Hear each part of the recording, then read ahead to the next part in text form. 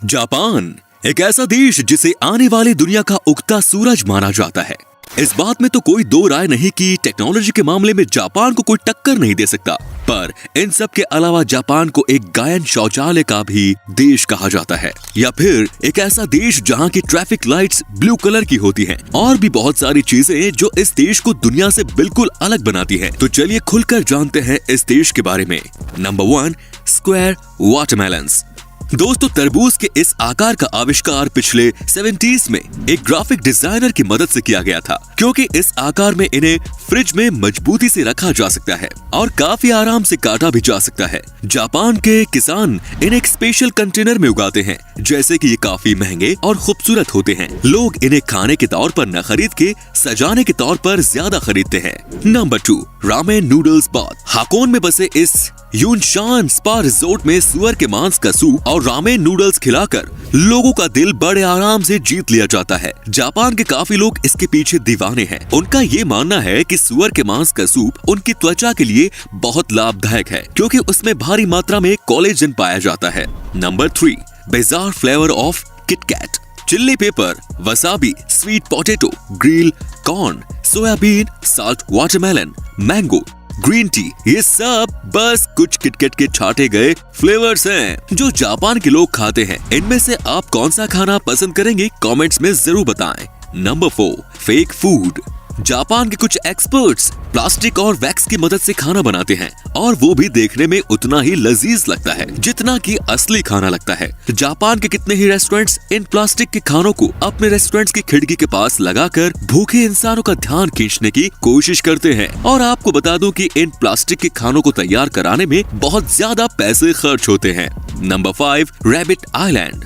1940 की बात है, जब वैज्ञानिक ओकुनाशिमा आइलैंड पर कुछ चूहे लाए और उन पर टेस्ट करने का सोचा। पर कुछ महीनों बाद वहां उनकी तादाद इतनी बढ़ गई कि लोग वहां घूमने जाने लगे और अब वो एक टूरिस्ट प्लेस बन गया।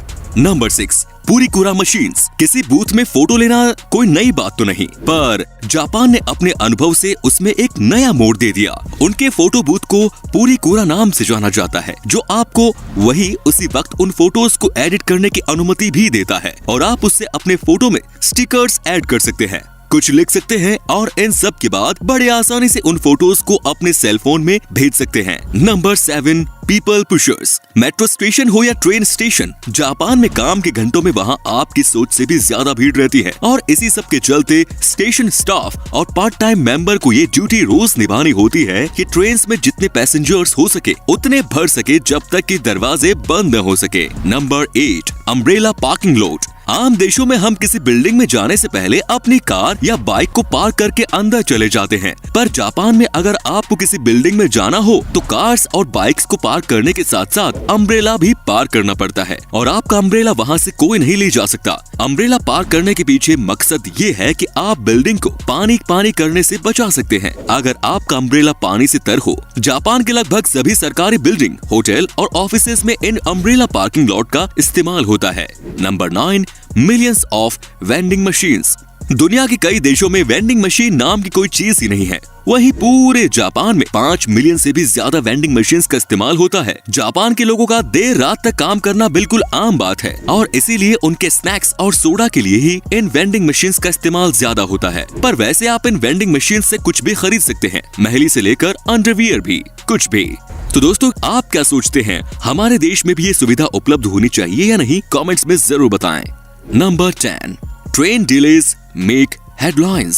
समय की पाबंदी और अनुशासन का जापान में बड़ा महत्व है, और ट्रेन स्टेशन इस चीज से बचने के लिए कुछ भी कर सकते हैं। दोस्तों, अगर ट्रेन 5 मिनट भी लेट हो जाए तो रेलवे कंपनी को एक उनके वर्कर्स और पैसेंजर्स के लिए डिले सर्टिफिकेट देना पड़ता है, जिन्होंने उनकी वजह से शायद कोई इम्पोर्टेंट मीटिंग मिस कर दी हो। और अगर ट्रेन किसी वजह से 1 घंटे से ज्यादा लेट हो जाए तो रेलवे कंपनी को न्यूज़पेपर में एक माफीनामा देना पड़ता है।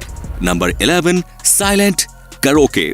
कोन के आकार का बना ये माइक्रोफोन एक अलग तरह का माइक्रोफोन है। इसे वहाँ के लोग अपने मुंह के ऊपर लगा के रखते हैं। इसकी मदद से वो अपनी भुनभुनाहट को दूसरों तक नहीं ले जाने देते। अक्सर जापान में इस गैजेट का इस्तेमाल ज्यादातर वो लोग करते हैं जो अपने अगल बगल के लोगों को परेशान नहीं करना चाहते, या फिर वो लोग जिन्हें पब्लिक प्लेस में खुद में गाना गाने में शर्म आती है। Number 12, polite slurping.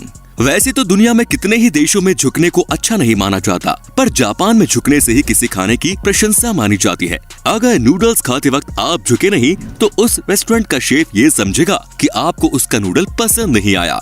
Number 13, face napkins. ये तो आप जानते ही होंगे कि जब कभी भी हम बर्गर खाते हैं तो हमारे मुंह पे केचप लग ही जाता है, चाहे हम कितना ही आराम से क्यों न खाएं। पर वहाँ के एक रेस्टोरेंट के मालिक ने इसका इलाज ढूंढ लिया है। वो रेस्टोरेंट में आने वाले मेहमानों का चेहरा एक अलग तरह की नैपकिन से कवर कर देते हैं, जिससे कि उनके बर्गर खाने से उनका चेहरा गंदा नहीं होता, पर हाँ दोस्तों, देखने में थोड़ा अजीब जरूर लगता है। Number 14, water saving sticks. Japan में इन बेसिन्स को बिल्कुल टॉयलेट्स के बगल में लगाया जाता है, और ऐसा इसलिए क्योंकि टॉयलेट के तुरंत बाद पहले आप अपने हाथ धो लें और फिर वही पानी आप फ्लश के लिए इस्तेमाल कर सकें। तो इसी तरीके से आप एक ही पानी से 2 काम कर सकते हैं।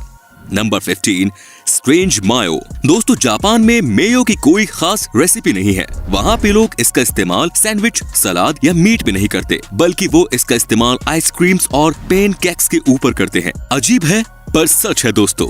Number 16, naps at work. Japan में अगर किसी इंसान को झपकी लेते हुए पाया गया तो उसको मेहनत से काम करने की निशानी माना जाता है, और इसीलिए वहाँ झपकी लेने को बिल्कुल गलत नहीं माना जाता। पर अगर हमारे देश में ऐसा कर दिया जाए तो उसे तो काम से निकाल देंगे, है कि नहीं दोस्तों। Number 17, world's shortest escalator. Kawasaki शहर के मोर्स डिपार्टमेंट स्टोर में आपको दुनिया का सबसे छोटा एस्केलेटर देखने को मिल जाएगा। इस एस्केलेटर में बस 5 सीढ़ियां हैं और सिर्फ 33 इंच लंबी। ये तो है जापान के लोग टेक्नोलॉजी का भरपूर इस्तेमाल करते हैं। Number 18, doll village. जापान के इस गांव नगरो की आबादी 300 लोगों की हुआ करती थी, पर इस गांव में अब 40 के आसपास ही लोग रहते हैं। एक लोकल आर्टिस्ट सुकीमी आयनो ने इंसानों के आकार की गुड़िया बनाई, जिनमें से कई सारे वहाँ के लोगों की तरह लगती थी, और उन्हें वहाँ ऐसे रखा जाता था जैसे वो कोई काम कर रहे हो, जैसे कि उन्हें गांव के स्कूल में किसी क्लासरूम में बैठा दिया जाता है, जो कि शायद अब कुछ दिनों पहले बंद कर दिया गया है। Number 19, number force. दोस्तों, जापान के कल्चर में ये बहुत आम है कि वहाँ के लोग 4 नंबर से बहुत बचते हैं, क्योंकि वो लोग इसे बहुत अशुभ समझते हैं, और इसीलिए जापान की बिल्डिंग्स 4 फ्लोर की नहीं होती, और वहाँ की दुकानों पर चम्मच के सेट भी नहीं बिकते। उन्हें 4 नंबर से इतनी नफरत है कि वो घर में 4 मेहमानों को भी नहीं आने देते। वो उसे कोई अशुभ काम की निशानी मानते हैं। Number 20, blue traffic light. Japan के सड़कों पर हरे कलर की लाइट की जगह नीले रंग की लाइट का इस्तेमाल होता है, और इसके पीछे का राज इनके नाम में ही छुपा है। इतिहास में ग्रीन और ब्लू को एक ही नाम ब्लू से जाना जाता था। जब जापान में पहली बार ट्रैफिक लाइट्स का इस्तेमाल किया गया था तो वो हरे कलर के ही लाइट्स का इस्तेमाल करते थे, पर जब उन्होंने सच जाना तो उन्होंने ग्रीन की जगह नीली लाइट्स का इस्तेमाल करने का इरादा बना लिया।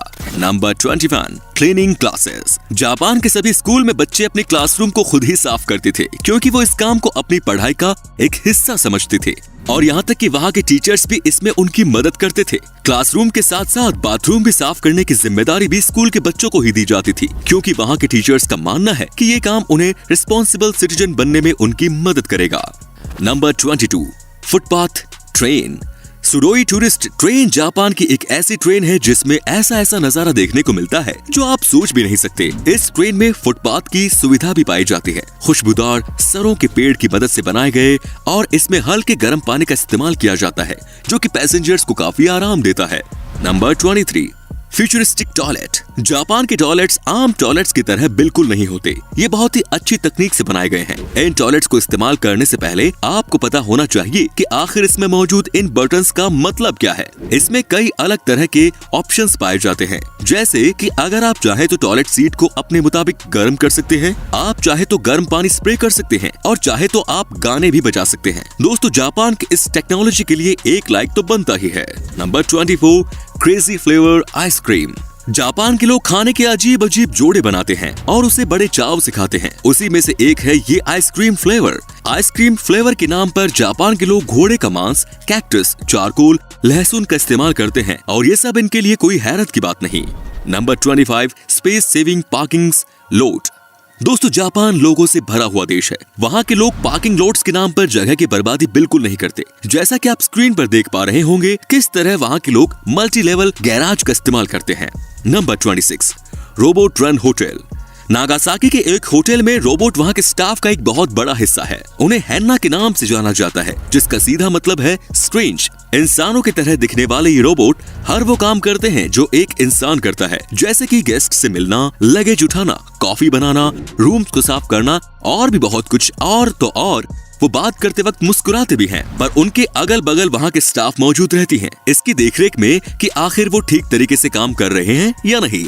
Number 27, cafe companion. किसी कैफे में अकेले बैठकर कॉफी या खाना खाना हो तो बहुत लोगों के लिए आम बात होगी, पर जापान में ऐसा कुछ नहीं है। यहाँ पे आपके सामने बड़े बड़े कार्टून्स बिल्कुल आपके सामने बैठे होंगे, जिससे कि आपको अकेलापन बिल्कुल महसूस नहीं होगा। तो दोस्तों आज के लिए बस इतना ही। अगर इस वीडियो से आपने कुछ नया सीखा तो वीडियो को लाइक करना बिल्कुल ना भूलें, और इसी तरह की वीडियोस का मजा उठाने के लिए चैनल को सब्सक्राइब करना बिल्कुल ना भूलें। धन्यवाद।